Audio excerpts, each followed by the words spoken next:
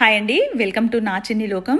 ఈరోజైతే మేము కాలిఫోర్నియాలోని యోసెమిటీ ఫాల్స్కి అయితే వెళ్తున్నాము. యోసెమిటీ ఫాల్స్ లేదా యోసెమిటీ నేషనల్ పార్క్ అని కూడా అంటారు.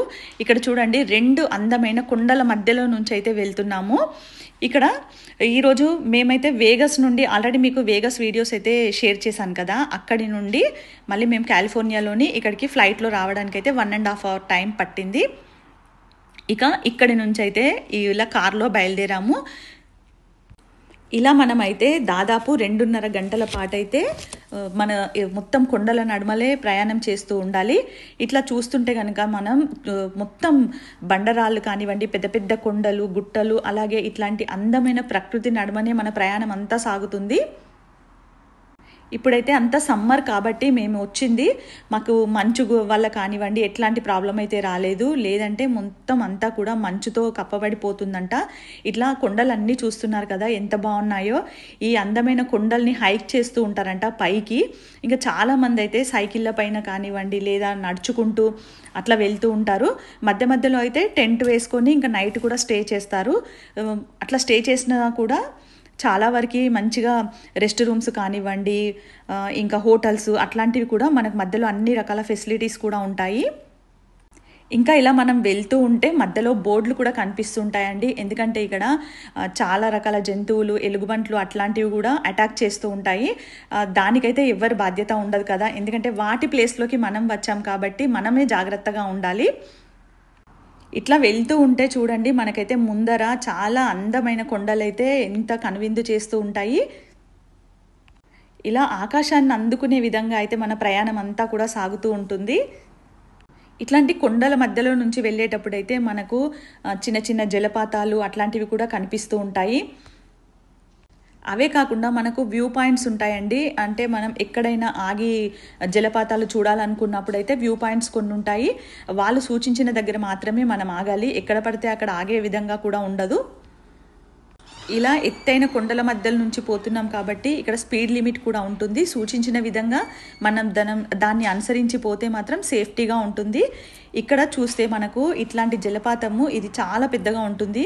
ముందుగా ఇది ఫస్ట్ వ్యూ పాయింట్. ఈ జలపాతం చూడడానికైతే ఇక్కడైతే చుట్టూ చూస్తే కనుక ఎత్తైన కొండలు అలాగే చెట్లు మధ్యలో ఆ జలపాతం అయితే మనకు వ్యూ పాయింట్ లాగా మధ్యలో కనిపిస్తుంది. ఇప్పుడు నెక్స్ట్ అయితే మనం అక్కడికే వెళ్దాము.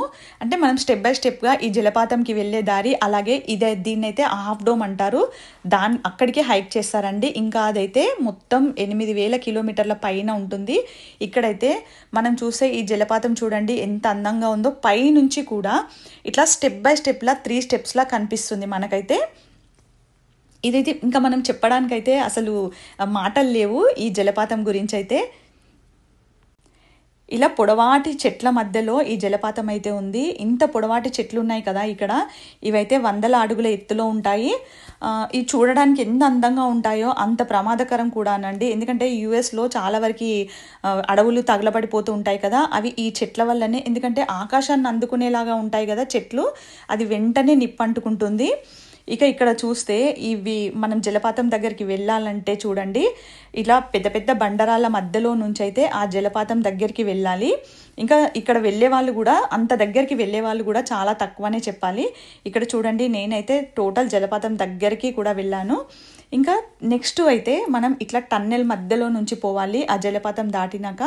ఇదైతే మొత్తం కొండరాయి అండి, దాని మధ్యలో నుంచి ఇట్లా గుహలాగా చేశారు దారంతా కూడా. ఈ టన్నెల్ అయితే దాదాపుగా ఒక 2.5 కిలోమీటర్స్ వరకు ఉండొచ్చు. దీంట్లో నుంచి ఇంకా బయటకి వస్తే మనకు ప్రకృతి ఎంత అందంగా కనిపిస్తుందంటే, ఒక్కసారి మనము చీకటి లైట్ల మధ్యలో నుంచి పచ్చని చెట్ల వరకు వస్తే ఎట్లా ఉంటుందండి వ్యూ పాయింట్. అదైతే మంచిగా ఉంది, మాటలు లేవు ఇంకా చెప్పడానికి. ఇక్కడ చూడండి, ఇదైతే ఇంకా టోటల్ పైన ఎంత బాగుందంటే, ఇది హాఫ్ డోమ్ అండి ఎదురుగా చూపించేది. అక్కడికైతే హైక్ చేస్తారు అంట చాలా వరకు. ఇంకా హైక్ చేసేటప్పుడు అయితే ఎంతోమంది పడి చనిపోతారంట కూడా, తాళ్ళు పట్టుకొని పైకి హైక్ చేస్తారు. ఇక్కడైతే జలపాతం ఇంకా చూడండి కిందికి ఉంది. మీరు గమనిస్తే కనుక మనం ఇందాక వెళ్ళినప్పుడు దానికి ఈక్వల్గా వెళ్ళాము.